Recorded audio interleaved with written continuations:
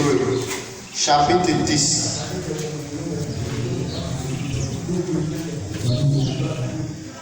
À partir du verset 36.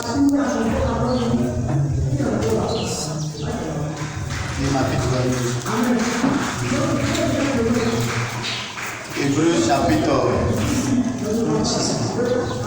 Je lis la parole du Seigneur. Hébreux, chapitre 10, verset 36. Car vous avez besoin de persévérance, afin qu'après avoir accompli la volonté de Dieu, vous avez besoin de quoi? Vous avez besoin de quoi? Vous avez besoin de quoi? Allons. Car vous avez besoin de persévérance. Persévérance. Afin qu'après avoir accompli la volonté de Dieu, vous obteniez ce qui vous est promis. Attends d'abord. Donc le thème c'est la foi agressée pousse dans la gloire. Et on te dit maintenant que tu as besoin de persévérance. À quel moment on parle de persévérance? Les élèves à être les étudiants. À quel moment on parle de persévérance? Oui.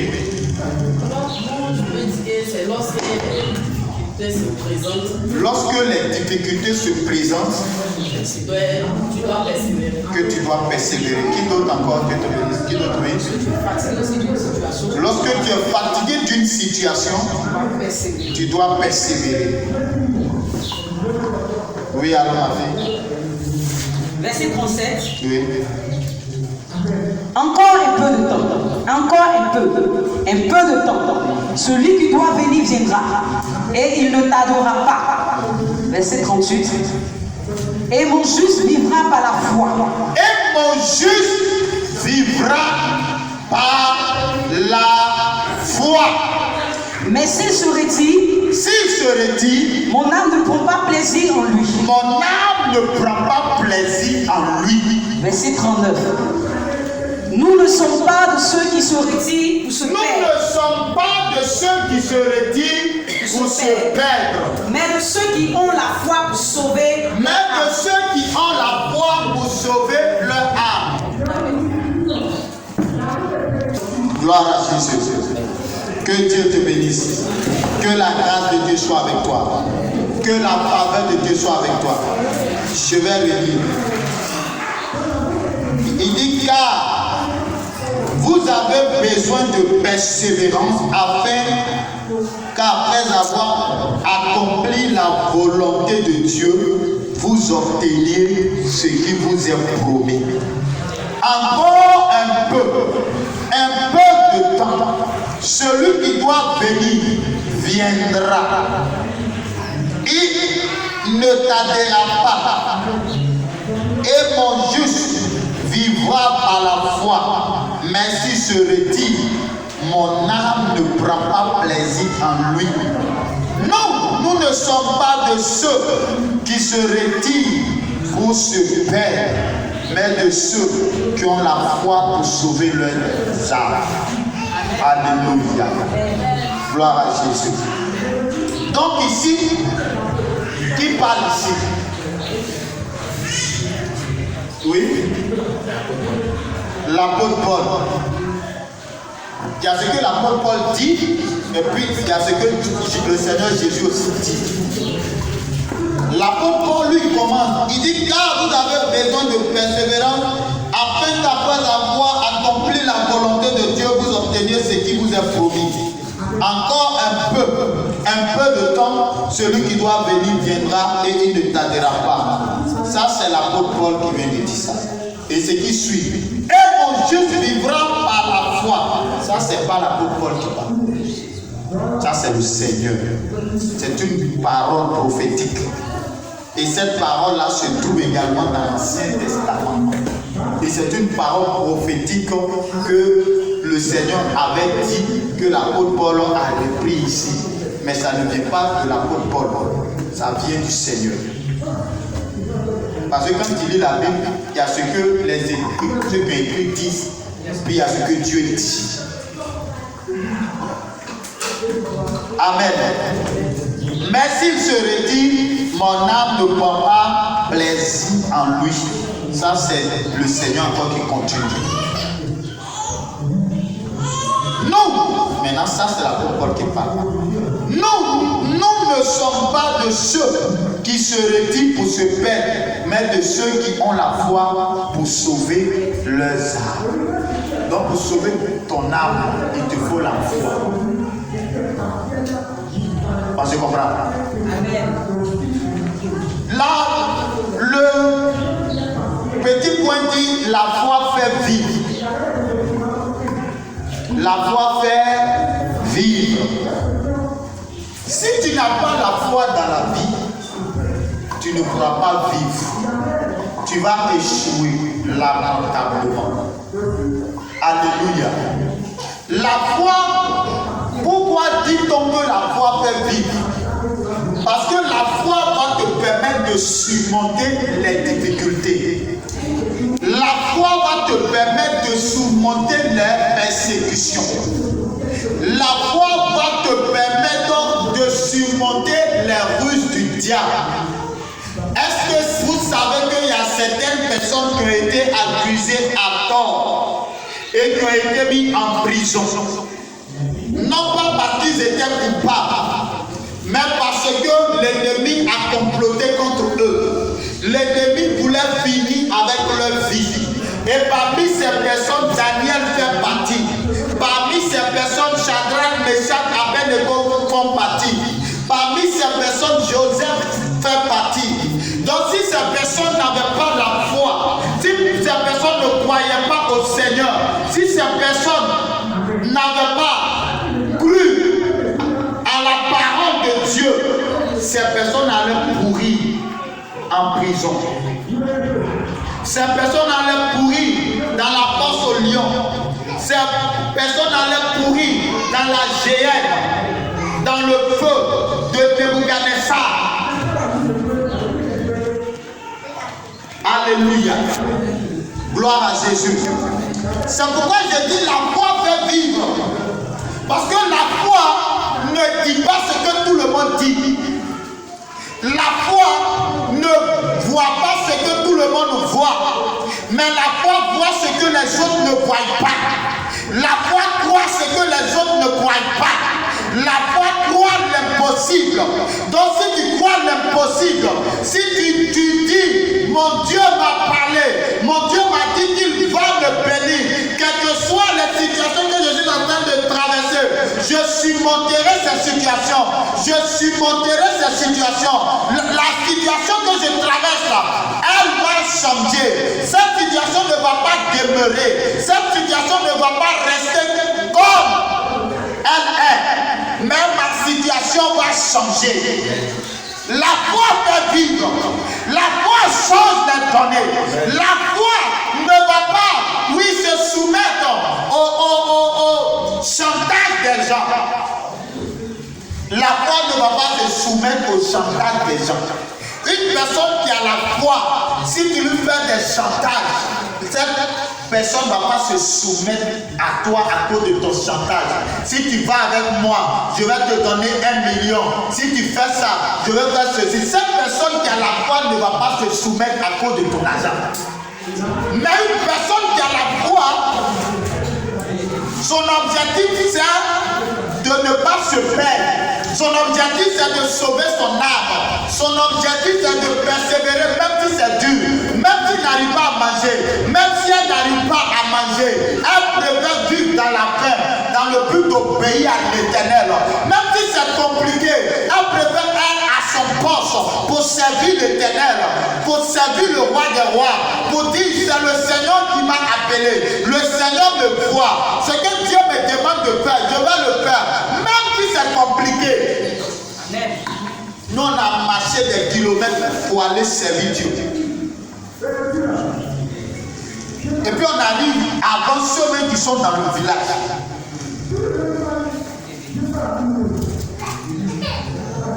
On a passé des kilomètres. On peut quitter ici comme. Elle est ici à Djamé, c'est pas tout près. Ici à Djamé, c'est tout près. On s'en va servir servir Dieu. Et ça, tu vas même dans la joie. Parce que tu aimes le Seigneur. Une personne qui dit qu'il a la foi aime le Seigneur. Une personne qui dit qu'elle a la foi, elle cherche à faire la volonté du Père. Elle ne regarde pas à ses intérêts. La foi fait vivre. Daniel a été jeté dans la fosse au lion. À cause de quoi? À cause de son Dieu. On dit Daniel, le roi dit qu'on doit se prosterner devant la statue. Celui qui ne se prosternera pas sera jeté dans la fosse au lion. Donc, d'ici quelques mois, personne ne doit prier un autre Dieu à part Nebuchadnezzar. Parce que les gens regardent dans Daniel, ils ne trouvent pas quelque chose pour l'accuser. Parce que c'est un homme qui est intègre, c'est un homme qui marche dans la vérité, c'est un homme qui crée l'Éternel. Donc qu'est-ce qu'ils vont trouver? Ils vont trouver quelque chose dans la loi de son Dieu. Parce qu'ils savent que s'ils disent à Daniel, il ne faut pas prier ton Dieu, Daniel ne va pas accepter. Donc ils ont trouvé un moyen dans la loi de son Dieu, dans le but de l'accuser. Mais si on trouve un moyen dans la loi de ton Dieu pour t'accuser, penses-tu que ton Dieu va te laisser? Non. Ton Dieu ne te laissera pas. Si et seulement si tu n'as pas désobéi à sa volonté. La foi fait vivre. Là où c'est difficulté, tu vivras à cause de la foi que tu as en l'Éternel. Amen. Donc tu dois persévérer ce matin. Tu dois persévérer.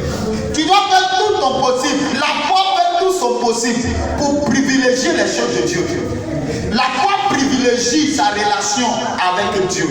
Une personne qui dit qu'elle a la foi, si elle ne privilégie pas sa relation avec Dieu, elle n'a pas la foi. La foi privilégie Dieu. La foi privilégie le Seigneur. Une personne qui a la foi va toujours privilégier Dieu.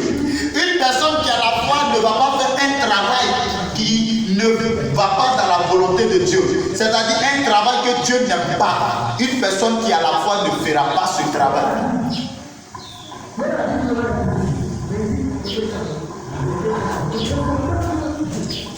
Alléluia. Il dit que mon juste vivra par la foi. Cette parole m'a été donnée lorsque, à ce moment, dans les années 2010-2011, j'étais étudiant et j'étais en train de poser des questions au Seigneur. Mais ce que tu m'as montré, comment je vais faire pour l'accomplir? Et puis le Seigneur dit, mon juste vivra par la foi. Ça veut dire que si tu ne te lèves pas, mon fils, si tu ne commences pas ce que je t'ai montré, ce que je t'ai dit, si tu ne commences pas à aller chercher ça, mon fils, ça ne va jamais venir. Ma fille, ça ne va jamais venir. Donc mon juste doit vivre par la foi. Ce que je t'ai dit là, il faut croire en ça. Ce que Dieu te dit, c'est la vérité. Ce que la parole de Dieu te dit là, c'est la vérité. Il faut croire en ça. Et il faut commencer à agir en fonction de ce que Dieu t'a dit.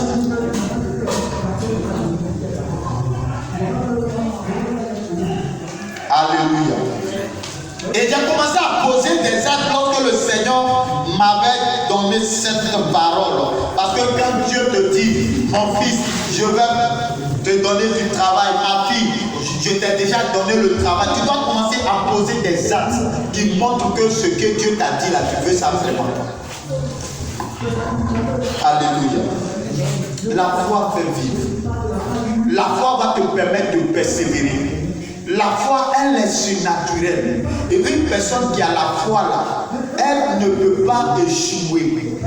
Et elle ne peut pas mourir là où les autres meurent. Une personne qui a la foi, on dit c'est difficile. On dit dans ce village-là, personne ne réussit là-bas.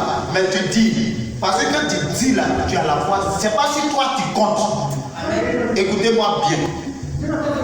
Quand on dit que j'ai la foi, tu ne comptes pas sur toi, tu comptes sur Dieu, tu comptes sur la parole de Dieu. Ce que Dieu te dit là, c'est ce qui est vrai. Des personnes sont parties à l'hôpital, ils ont été diagnostiqués malades. Et pendant qu'ils vont à l'hôpital, qu'ils sont diagnostiqués des maladies peut-être incurables, ils sont là, ils tremblent. Ils tremblent. Ils tremblent. Ils tremblent. Le docteur a dit, c'est le docteur qui a dit, maintenant Dieu lui t'a dit quoi? Quand tu veux même les exhorter pour dire que ce que lui t'a dit, c'est pas ça qui est la vérité. Mais c'est ce que Dieu dit là qui est la vérité. Ces personnes ne veulent même pas t'écouter parce qu'ils croient plutôt au docteur que ce que Dieu dit. Et quand c'est comme ça, on va t'enterrer. Mais quand tu as la foi, tu dis ce que tu viens de dire là, ça ne me concerne pas. Ça ne me concerne pas. Alléluia. J'ai un frère qui a reçu une révélation et puis m'a appelé et dit mon frère, il y a eu une vision. Tu étais mort. Tout le monde pleurait. Il dit moi, je ne vais pas mourir. Pourquoi même je vais mourir maintenant? Genre Dieu il est trop pressé pour me voir au ciel quoi. Père, attends, il n'est pas encore fini. C'est ce que tu m'as dit de faire là. Je n'ai même pas encore commencé même. Maintenant tu m'appelles là. Et c'est pour faire quoi? J'ai annulé ça maintenant. Il dit ça ne peut pas arriver. La foi n'accepte pas ce qui est négatif. Tu veux vivre non? Il faut accepter ce que Dieu te dit. Il faut marcher selon ce que Dieu te dit. La parole te dit que tu ne t'es pas retiré pour que ton âme se fait. Tes parents te regardent chaque dimanche. Tu prends ton sac, tu viens à l'église. Ta famille te regarde. Tes frères et soeurs te regardent. Et peut-être que d'autres même sont en train de dire hey, vraiment la fille là, elle est bien. Vraiment le jeune homme là, il est bien. Je vais essayer de voir s'il va persévérer. S'il persévère peut-être après, c'est que c'est bon là-bas. Je vais le suivre. Maintenant, toi, tu viens un jour, 2 jours, tu t'en t'assois. Amen. Jean, tu es trop fatigué. Tu es trop découragé de la vie. Oh, depuis là, j'ai prié, là, je ne vois rien. Depuis, je cherche Dieu, Dieu n'agit pas. Dieu dit de faire quoi? De persévérer. Avec Dieu, on persévère. Il dit, après avoir persévéré, nous allons lire. Il dit, car vous avez besoin de persévérance afin qu'après avoir accompli la volonté de Dieu. Donc, pendant que tu es en train de persévérer, tu fais quoi? Tu fais la volonté de Dieu. Mais il y a d'autres qui disent qu'ils persévèrent, mais ils ne font pas la volonté de Dieu. Donc, tu t'attends à quoi? Tant que tu ne feras pas la volonté de Dieu là, Dieu aussi ne va pas agir. Tu es en train de persévérer, non? Quelqu'un te persécute à cause de ta foi, parce que tu crois en Jésus. À cause de ta foi, il te persécute. Mais Dieu te dit de faire toi sa volonté. Amen. De faire tout ce qu'il te demande de faire, d'obéir à sa parole, d'annoncer l'évangile. Tu es dans un département, il faut respecter. Tu diriges, il faut être à ton poste. En tout cas, il faut faire la volonté de Dieu. Il faut annoncer l'évangile aux autres. Il faut faire la volonté de Dieu. Toi-même là, il faut te sanctifier, il faut veiller sur ta vie. Pendant que tu es en train de persévérer, tu attends la promesse de Dieu. Tu attends ce que Dieu t'a dit, Dieu te demande de persévérer. Et c'est pendant que tu seras en train de persévérer en faisant la volonté de Dieu que ce que tu as attendu là va s'accomplir. Maintenant, toi, tu ne fais pas la volonté de Dieu et puis tu es obligé. Tu ne peux pas obliger la main de Dieu. Parce que Dieu connaît ton cœur, Dieu connaît ta pensée, Dieu connaît tes intentions. Tout ce que tu fais, Dieu connaît. Même avant même de parler, ce qui est dans ton cœur, il connaît. Alléluia. Tu vas voir une personne, tu vas dire, hey, cette personne-là souffre. Mais c'est Dieu-là, la personne ne souffre pas d'abord.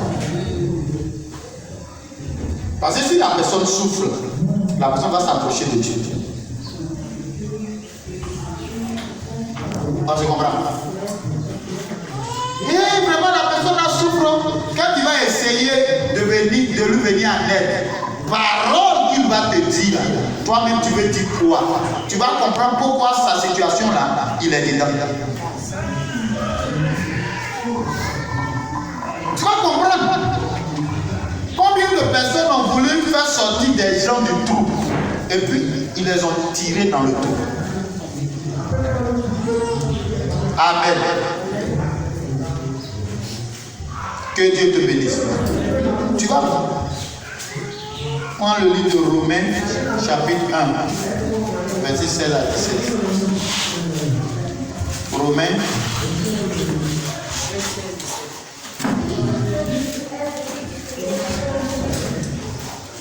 Romains chapitre 1. Romains chapitre 1, verset 16 à 17. Car je n'ai point honte de l'évangile. Je n'ai point honte de quoi? Je n'ai point honte de quoi? Je n'ai pas honte de quoi? L'évangile. Maintenant, pourquoi toi tu as honte de l'évangile? Tu refuses d'annoncer l'évangile. Oui, alors. Car c'est une puissance de Dieu pour le salut de quiconque croit. Donc je n'ai pas honte de l'évangile parce que c'est une puissance de Dieu pour le salut de quiconque croit. Du juif, premièrement, puis du grec. Et du grec. Verset 17.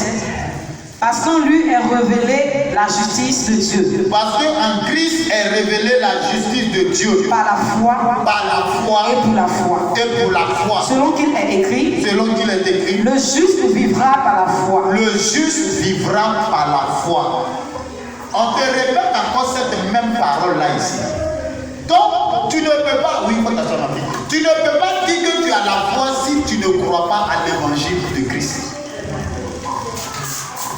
La foi, c'est croire à l'évangile de Christ. Et l'évangile de Christ n'est rien d'autre que la mort et la résurrection de Christ. Jésus est venu mourir pour accomplir la parole. Pour accomplir la parole. Jésus a ressuscité pour accomplir la parole. Et si tu dis que tu as honte de l'évangile de Dieu, il y a des gens qui ont la Bible. Lorsqu'ils savent, ils cachent la Bible. Il ne faudrait pas qu'on dise que je suis chrétien. Il ne faudrait pas qu'on dise que je suis chrétien. Comme tu as honte de l'évangile, le Seigneur dit si tu as honte de moi, moi aussi j'aurai honte de toi. Maintenant, toi qui t'étonnes que quand tu traverses des moments difficiles, tu appelles Dieu que Dieu ne répond pas, toi tu t'étonnes. Mais si tu as honte de l'évangile, si tu as honte de Jésus-Christ, lui aussi il aura honte de toi.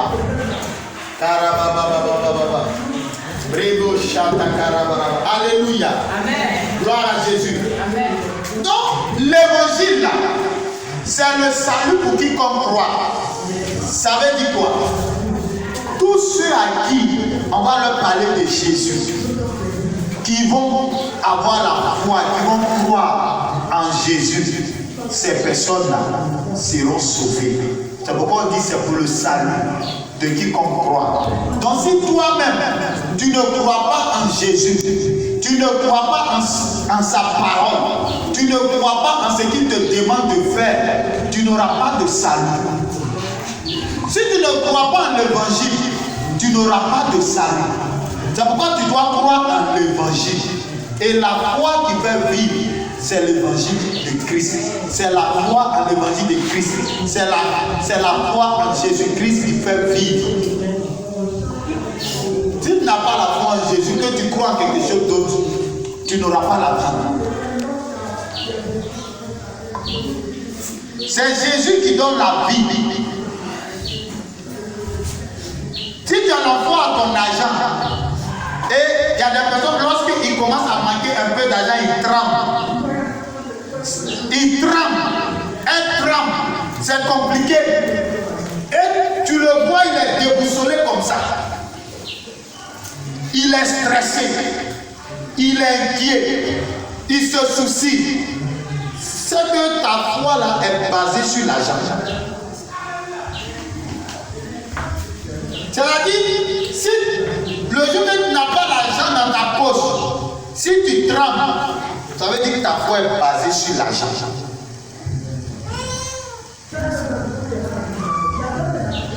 Sinon que celui qui donne le repos, c'est Jésus.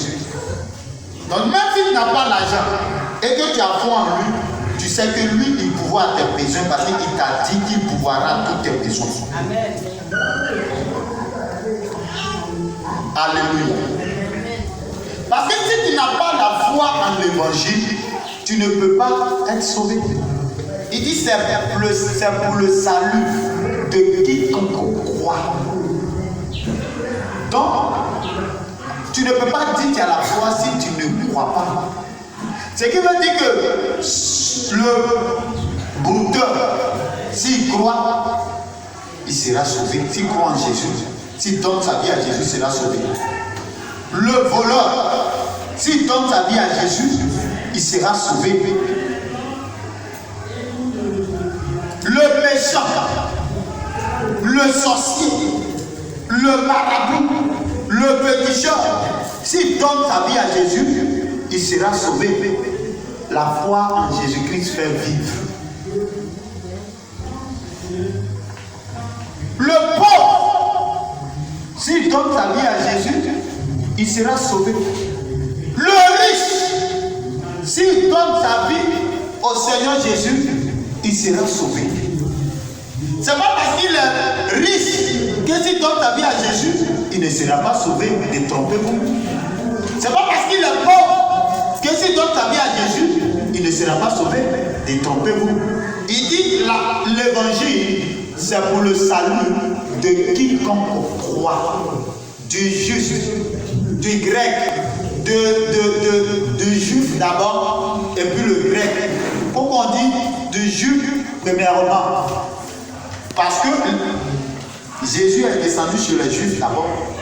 Donc si le juif, s'il croit en Jésus, il sera sauvé. Mais même si le juif, s'il ne croit pas en Jésus, il ne sera pas sauvé. Si le grec, pourquoi on dit le grec? Parce que le grec, chez les juifs, ce sont les païens, c'est les autres peuples, c'est ceux qui n'étaient pas habilités à avoir l'évangile. Donc si le grec, si l'Africain, si les Européens, s'ils acceptent Jésus, ils seront sauvés. Pourquoi? Parce que la foi, c'est pour le salut de quiconque croit en l'évangile de Jésus-Christ. Le malade, s'il croit en Jésus, il sera guéri et il sera sauvé. Donc sa vie sera prolongée.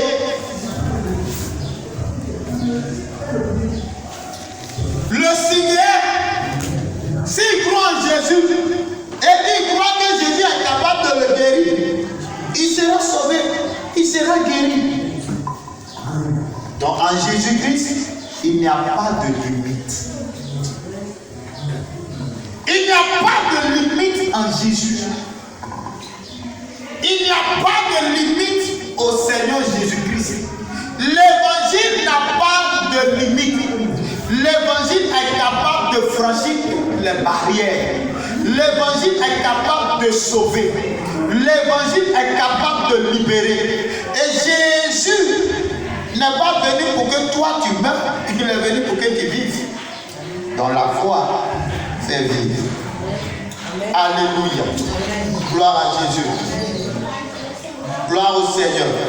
La Bible dit parce qu'en lui est révélée la justice de Dieu par la foi et pour la foi. Amen. En Jésus là est révélée la justice de Dieu. Jésus sur la terre là, c'est Dieu qui marchait. Le juste Dieu qui est dans les cieux est venu sur la terre. Donc en lui est révélée la justice. Pour lui et par lui. Donc en lui, tu vas avoir la foi.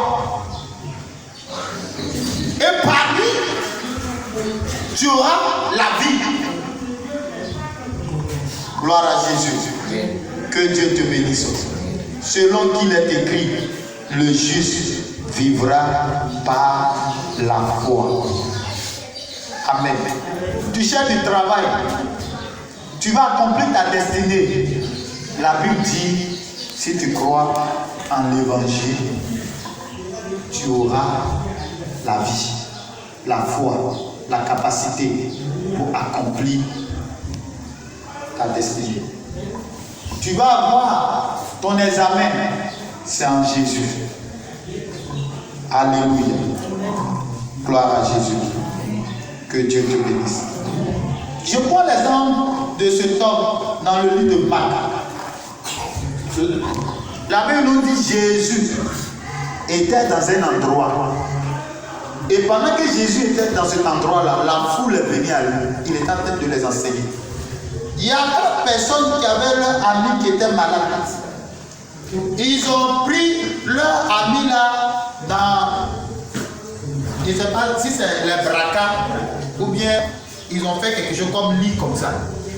Ils l'ont fait coucher dessus, puis il y avait 2 bois. 2 l'ont soulevé là-bas, 2 l'ont soulevé ici.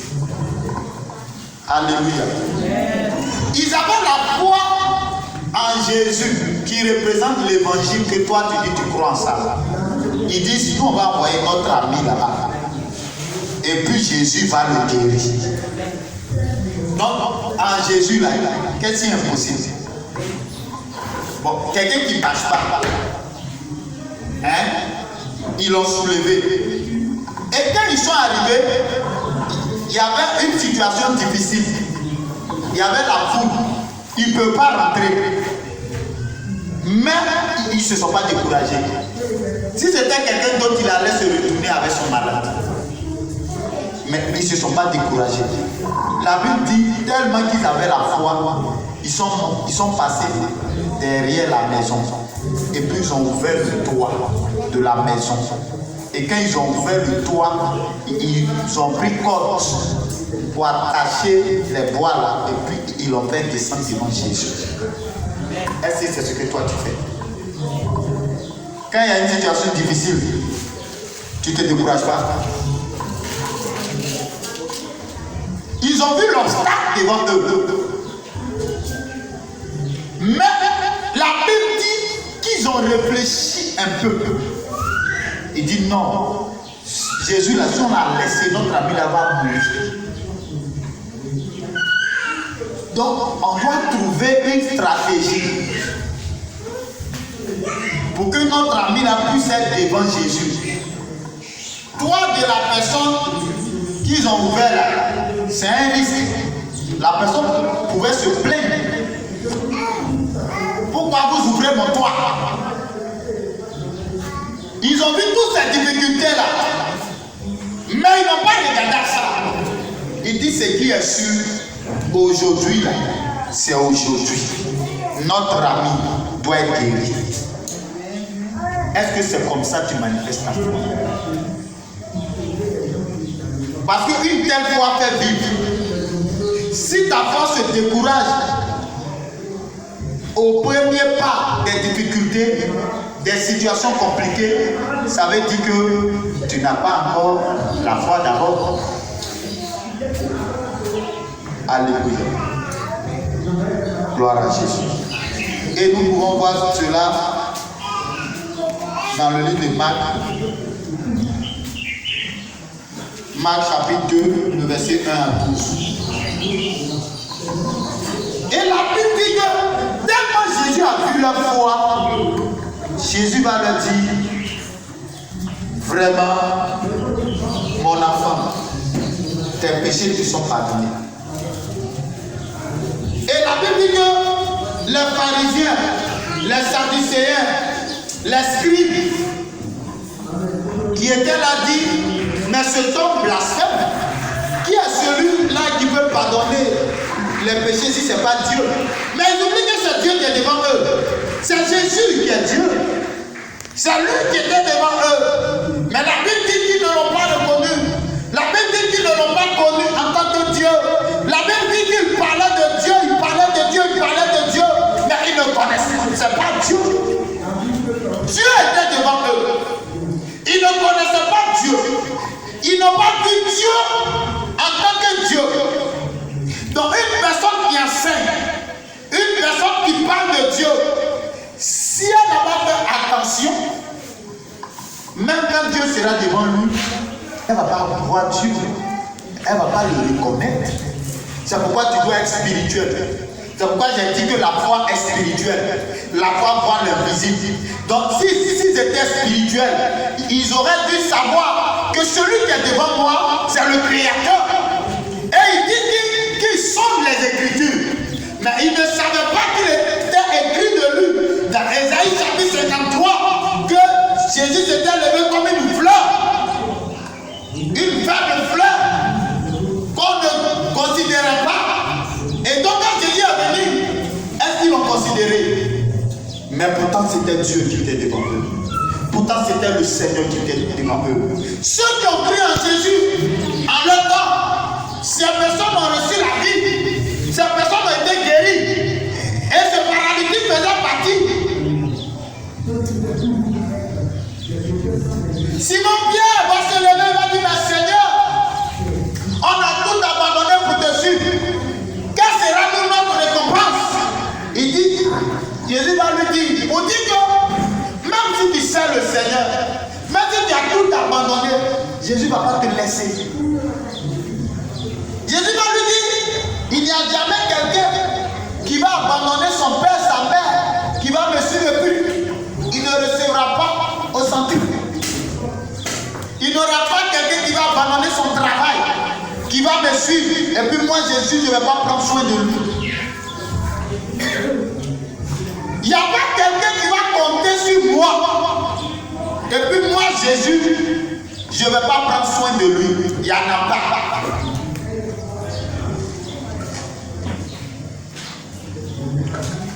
Alléluia. Gloire à Jésus. Que Dieu te bénisse. Donc Jésus était devant eux. Les pharisiens ne savaient pas que c'était le Créateur. Pourtant ils disent que c'est eux qui défendent la loi. Ceux qui défendent la parole. Aujourd'hui de nos jours, il y a des défendeurs de la parole. Mais ce que Jésus fait là, ils combattent ça. Il dit c'est pas de Dieu. Ce que l'Esprit de Dieu fait avec certains hommes de Dieu, ils combattent ça. Non, c'est pas de Dieu. C'est ceci, c'est cela. Mais une grâce que tu n'as pas, que quelqu'un a, pourquoi tu vas le combattre? Toi, tu n'as pas cette grâce, mais tu as une autre grâce. Il faut travailler dans ta grâce. Il faut louer ta grâce. Et puis il faut laisser l'autre travailler. Donc, quand quelqu'un prétend qu'il connaît trop Dieu, tu vas le voir, il va dériver. Alléluia. Gloire à Jésus. Et voici que le Seigneur va dire, dis à quelqu'un que tes péchés te sont pardonnés. Et puis dis à quelqu'un qui est couché là, paralysé, lève-toi et marche. Parmi les deux, qu'est-ce que c'est compliqué? C'est lève-toi et marche qui est compliqué. Est-ce que si elle dit tes péchés te sont pardonnés, est-ce que c'est compliqué? Maintenant, comme vous êtes incrédule, mon fils, lève-toi, prends ton livre et va chez toi. Mais malgré tout ça, qu'est-ce qu'ils ont fait? Ils étaient plus énervés. Pourquoi? C'est le jour du sabbat. Le jour du sabbat que Jésus a fait ce miracle. Alors que quand ils ont leurs moutons qui tombent dans des trous, le même jour du sabbat, ils s'en vont les faire sortir. Maintenant, un homme qui est plus important que le mouton là, on dit pourquoi Jésus l'a guéri. Vous voyez un peu l'hypocrisie des gens, la jalousie des gens. C'est pourquoi je suis en train de te dire que la foi en Jésus-Christ fait vivre. La foi en Jésus-Christ va te relever. La foi en Jésus-Christ va changer ta mentalité. La foi en Jésus-Christ va renouveler ta santé. La foi en Jésus-Christ va te repositionner. La foi en Jésus-Christ va te bénir. Jésus-Christ est le Seigneur des Seigneurs. Il est le roi des rois. et c'est de lui seul que tu as besoin. Tu n'as pas besoin de quelqu'un d'autre. Tu as besoin de Jésus. Tu as besoin de lui. C'est de lui que tu as besoin. C'est de Jésus que tu as besoin. Et Jésus n'est rien d'autre que la parole de Dieu. Donc tu as besoin de la parole. Tu as besoin de te conformer à sa parole. Tu as besoin d'obéir à sa parole. Tu as besoin de marcher selon la parole. Daniel dit, je ne peux pas me prosterner. Je préfère obéir à la parole. Comment on appelle, le fils de Jacob, Joseph dit, je ne peux pas pécher contre l'Éternel. Oui, toi la femme de Potiphar, je ne peux pas pécher contre l'Éternel. Sinon, si c'était peut-être que contre ton mari, peut-être que je pouvais le faire, mais je ne peux pas le faire parce que si je fais ça, je vais pécher contre l'Éternel, mon Dieu. Et puis je vais pécher contre moi-même, mon propre corps. Donc je ne le ferai pas. Une personne qui a la foi, une jeune fille qui a la foi, si on lui présente de l'argent, elle va dire, je vais périr avec ton argent. Un jeune homme qui n'a pas du travail, il dit, moi je vais compter sur Dieu, quelles que soient les difficultés. Je peux pas commencer une petite entreprise, et cette entreprise, je sais que par la main de Dieu, cette entreprise va grandir. Une jeune fille qui a la foi va dire, moi j'attendrai jusqu'au mariage. Oui, celui qui m'aime viendra chez mes parents pour me marier. Je ne rentrerai pas dans des situations que les autres filles sont rentrées. Mais je préfère me garder pur. Je préfère me garder pur. Je préfère être loin du péché. Je préfère obéir à Dieu.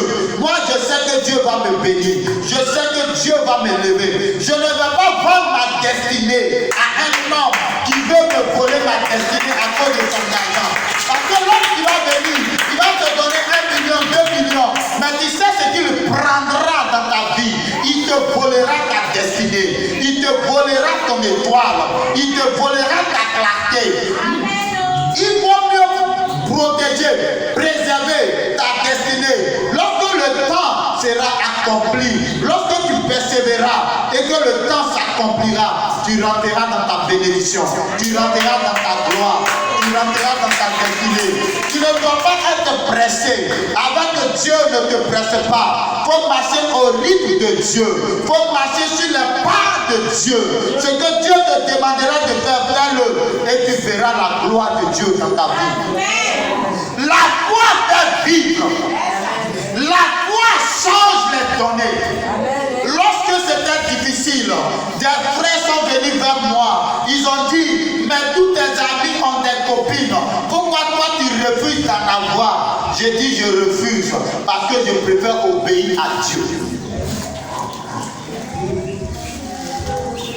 Obéir à Dieu est plus important que toute chose pour moi. C'est Dieu qu'il faut obéir. Je ne peux pas marcher comme les autres marchent. Je dois marcher comme Dieu veut que je marche. Je dois chercher la face de Dieu comme il veut que je le cherche. Je dois vivre comme Dieu me le demande. Je dois aimer la présence de Dieu. Une personne qui veut vivre doit aimer la présence de Dieu. Une personne qui a la foi doit aimer la présence de Dieu. Pendant que tu es dans sa présence, tu es en train de le chercher, tu es en train de préparer la venue de tes enfants. Pendant que tes pieds sont fléchis, tes genoux sont fléchis, tu pries pour toi, tu pries pour tes enfants. Seigneur, mes enfants, Seigneur, ma maison, Seigneur, ma famille, Seigneur, change ma vie. Oh, tu ne compares pas ta vie aux autres. Tu ne dis pas celui-là est en train d'avancer, mais me voici ici, je suis derrière. Qui t'a dit que tu es derrière?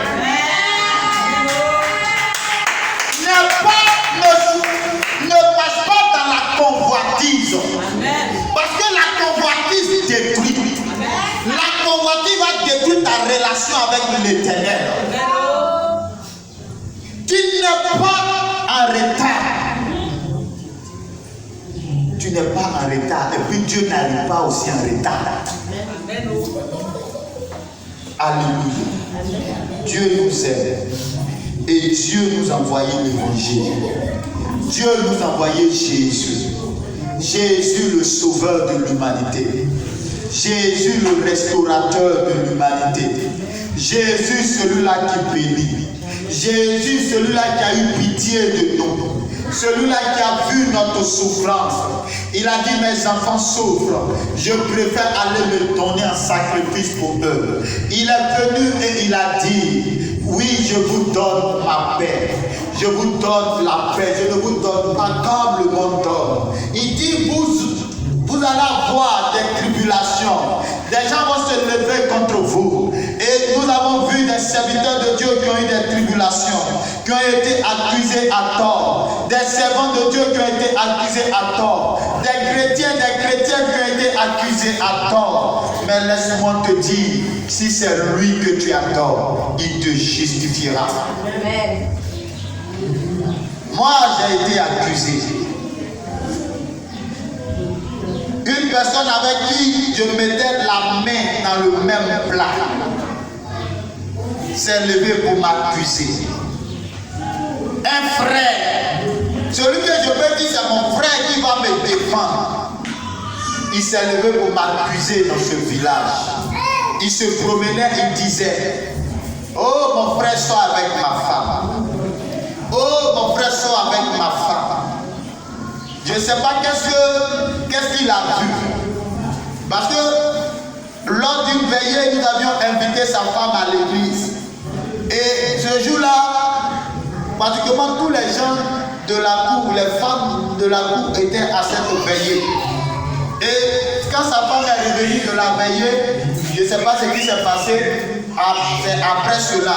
Or, sa femme avait un esprit de combien. Donc ce jour-là, l'Esprit de Dieu est descendu dans le but de l'aider. Et elle était rentrée chez elle toute sale. Alléluia. Amen. Bon, quelqu'un avec qui tu mets la main dans le même plat, dit tu sois sa femme. Bon, ça, tu vas justifier ça comment? Mais pendant qu'il va dans le village et puis il parle, même les païens disent l'enfant là, il ne peut pas faire ça. L'enfant là, il craint trop Dieu. Même les païens. Parce que tu peux être accusé, mais si tu n'as pas fait, Dieu va te justifier. Amen. Dieu te justifiera. C'est pourquoi je n'ai pas peur des accusations. Une personne qui est mon propre frère s'est levé pour m'accuser. Ce n'est pas quelqu'un d'autre qui ne peut pas m'accuser. Donc, ce que tu vas dire, c'est ton problème à toi là-bas. C'est ton problème. Je m'en fous. Mais tant que je sais que j'obéis au Seigneur, je respecte le Seigneur, cela me va. Et pour finir, il était là un jour, il s'assoit et dit, j'ai vu maintenant que tu n'es pas sorti avec ma femme. Il dit, comme tu as reconnu que je ne suis pas sorti avec ta femme. Il n'a rien dit. Mais aujourd'hui, je suis en train de te parler. Quand il est quitté sur moi, il est tombé sur un mochi. Il dit, le mochi soit avec sa femme. Bon, toi, tu es quel homme? Et puis chaque jour, on soit avec ta femme. Tu es quel genre d'homme? Tu es quel type d'homme? Mais le mochi n'a pas le paix, il a bien frappé. Bon, comme nous on est enfants de Dieu, il y a des choses qu'on ne fait pas. Tu peux dire tout ce que tu veux. Mais si j'ai ouvert ma bouche sur toi, mais j'ai dit, bon, c'est mon frère, il a dit quoi? S'il n'est pas là accuser quelqu'un d'autre, c'est moi-même qui est venu accuser, c'est pas grave. Je n'ai rien dit. Mais il a reconnu que je ne suis pas sorti à ça. Jusqu'à un jour, il y a un monsieur qui était dans un autre village qui est venu après que on partait les accompagner. Lui aussi c'est un chrétien aussi. Il dit, ton frère là, de la manière je l'ai vu, sa manière de faire ses actions, ses gestes, il ne faut pas faire un va te m'acheter. C'est vrai que tu veux gagner les âmes, mais sa femme là, si elle va en enfer là, c'est bon. Si elle se lève en enfer là, c'est bon. Donc si c'était quelqu'un d'autre qui n'avait pas fait ça, et puis le gars se promène dans le village pour garder ton nom, tu allais très voir. comme je n'ai pas fait, puis dit que j'ai fait, je vais faire même. Tu allais faire. Or, tu ne sais pas que c'est un piège que Satan te prend pour te détruire. Parce que Satan sait que tu n'as pas fait. Donc, comment il va faire pour que tu t'intéresses à la chose pour qu'il te détruise? C'est ce qu'il avait, mais je connais les plans et les projets du diable. Que Dieu vous bénisse. Sache que la foi en Jésus fait vivre. Et si tu obéis au Seigneur, tu seras béni. Nous allons terminer.